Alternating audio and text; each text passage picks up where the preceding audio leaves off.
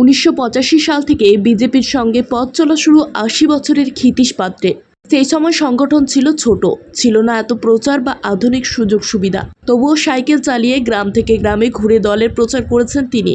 দলের বিভিন্ন দায়িত্ব সামলে সংগঠনকে শক্তিশালী করার কাজ করেছেন দীর্ঘদিন। বর্তমানে তিনি বাঁকুড়া শহরের পুয়াবাগানের বাসিন্দা।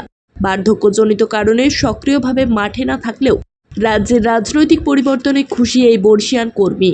নতুন বিজেপি সরকারকে শুভেচ্ছা জানিয়ে তিনি বলেন, মানুষের আশা ও বিশ্বাস ধরে রাখতে হবে দলকে। তিনি জানান, অনেক কষ্ট করে দলটাকে বড় হতে দেখেছি, সাইকেল নিয়ে গ্রামে গ্রামে গেছি। আজ বাংলায় বিজেপির সরকার এসেছে, এতে খুব ভালো লাগছে। তবে একটা কথা বলবো, অন্য দল থেকে আসা অসাধু লোকেদের দলে জায়গা দেওয়া উচিত নয়, এতে দলের ভাবমূর্তি নষ্ট হবে। রাজনীতির দীর্ঘ অভিজ্ঞতা থেকে তিনি মনে করেন, আদর্শ ও সততাই একটা রাজনৈতিক দলের সবচেয়ে বড় শক্তি। তাই নতুন সরকার মানুষের প্রত্যাশা পূরণ করুক, সেই আশায় প্রকাশ করেছেন এই প্রবীণ বিজেপি কর্মী। বয়সের ভারে এখন সক্রিয় রাজনীতি থেকে কিছুটা দূরে থাকলেও আজও নিজেকে দলের একজন সৈনিক বলে মনে করেন তিনি। আমি খুব খুশি এবং খুব উচ্ছ্বসিত যে আমি এই পশ্চিমবাংলায় শ্যামাপ্রসাদ মুখার্জির জন্মস্থান, যেটা স্বর্গীয় শ্যামাপ্রসাদ মুখার্জি, যিনি এই পার্টির প্রতিষ্ঠাতা, আজ তাঁর জন্মভূমিতে 2026 সালে বিজেপি ক্ষমতায় এসেছে। এটার জন্য আমি খুবই উল্লসিত এবং ভগবানের কৃপায় আমি বেঁচে আছি বলে আজ 81 বছর বয়সও আমি দেখে যেতে পারছি।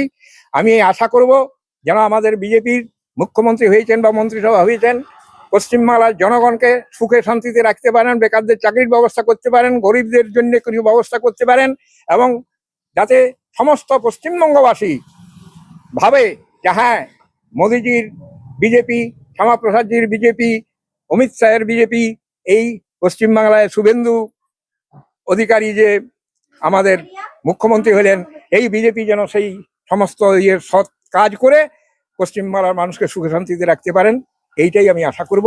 আমি শুভেন্দুকে একজন লড়াকু নেতা হিসাবেই বলতে চাই আর কি। হ্যাঁ, কারণ উনি বিজেপি এই তৃণমূল করেছেন, তারপর তৃণমূল থেকে ছেড়ে উনি বিজেপি দেখেছেন।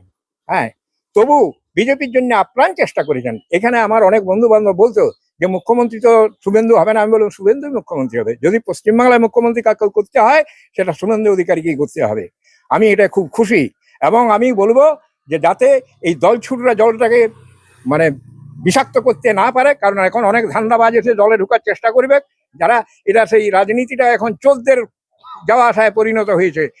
1985 সাল থেকে আমি গুণময় চট্টোপাধ্যায়ের সময় আমি বাঁকুড়া জেলার সম্পাদক ছিলাম।